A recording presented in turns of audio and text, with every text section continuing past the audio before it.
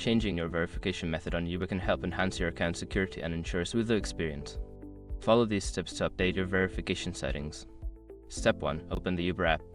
Launch the Uber app on your smartphone. Make sure you are logged into your account to access your settings. Step 2. Go to Account Settings. Tap on the menu icon, usually located in the top left corner of the screen. From the menu, select Settings to access your account preferences. Step 3. Select Privacy Settings. In the Settings menu, look for the Privacy option. Tap on it to view your privacy-related settings, including verification methods. Step 4. Choose Verification Method. Under the Privacy settings, find the section for Verification Method. Here, you can see your current method and options to change it. Select the method you prefer, such as SMS, email, or Authenticator app. Step 5. Confirm changes. After selecting your new verification method, follow the on-screen prompts to confirm your choice.